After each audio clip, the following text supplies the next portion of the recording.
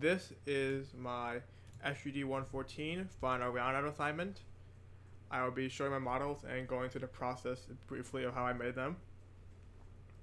First of all, let's get to the stuff which was the most significantly changed. For one, I resized the wall and the desk to match more what the scene was in this image right here. Then I created the plan. In my blockout, the plan was very not ideal, to say the least. So I added these leaves. I think they're leaves, but by model, regardless, that's how I look in the image. If I go here, and then I attached them to the stem of the plant. I started these leaves as a cube, then I smoothed the cube, and then I cut off half the cube, and then I flattened it. And then I essentially modeled the cube in the vertexes around it. Well, actually, no, that was my first method originally, but I didn't end up using that. But that's how I'm planning to approach it. But instead, I used a tool which I'm not sure we've covered. I think in this course we briefly covered it. Professor Culture mentioned it to me, but there was an extra credit assignment, I think, about it.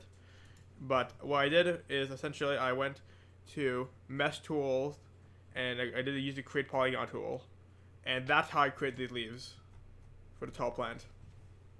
I originally thought about using cubes and cutting half them like I mentioned earlier and flattening them, but I found that the Create Polygon tool, which I did some research on prior, would be more effective at creating leaves than just using a smoothing cube and flattening it and then browning it out a little bit. So yeah, then this is the pot, or not really a pot, it's more the pot for the tall plant. I made some changes to it down here, so it looked more like this dirt here. I wasn't entirely sure how I could make it more realistic than that. Well, textures, so I did that. Everything's smoothed in here besides the walls. This is the bed and the sheet, or the blanket rather. Also the pillow. The legs, this is all based off one cube, which I just extruded and stretched, and then I also, but basically all I had to do was extrude it and to make the sheet and go higher, and then same with the pillows, and then with the back of the bed too. I did have to smooth it and add several holding edges so to keep the shape more or less in a round form. But that's essentially what I did for that. Here's the rope railing with the pole, or poles or walls, whatever. These don't keep the shape as well in my opinion as they did as other objects, but they're still relatively close, pretty close actually to how they were normally, just a little bit less. I tried adding holding edges in a lot of them and did do a pretty good job. Here are the stairs. This is the sofa. This is the fishing pole. I thought of Professor Culture, and I did see your video on Brightspace for how to make this, and that was quite helpful. That kind of cleared up how I should use the CV curve tool. So thank you for that. And then we have the wall, because I re-dimensioned the scale. Also the desk in this roundout, I rescaled with a chair, so it'd be relatively more to this wall, which I scaled up to. It's still under it, like it's not supposed to go over the wall, like it was originally. Here's the bookshelf, which is, the bookshelf is just, I think I used two. I can check. I can check with the bookshelf. Yeah, this is one key. This is one object.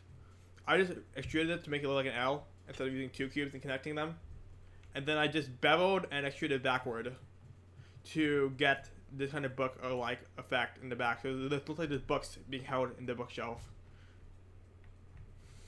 Then here's the pot. It's empty on the inside. If I can just get a good angle. Focus, there you go. And that's essentially it for my scene. I wasn't sure if I was supposed to combine all these objects, different pieces, and then just group them together. So ultimately I'm deciding just to keep them grouped together, which I think is the right thing to do, because that way Professor Coltrane is you just see each object individually before you can do that. But if I am supposed to group them, or if I was supposed to merge all of them and not just group them, I apologize, I wasn't sure. But this is essentially my final roundout scene. Most of this I just had to add holding edges to besides the plant and the fishing pole, where I had to basically start from scratch those two. Most of these are just like refined versions of what I had originally in the blockout. And that is essentially it. I'll go over in one more detail. I'll zoom in to most of these key objects one more time. I didn't mean to do that. Just one more spin around the scene. That is essentially it.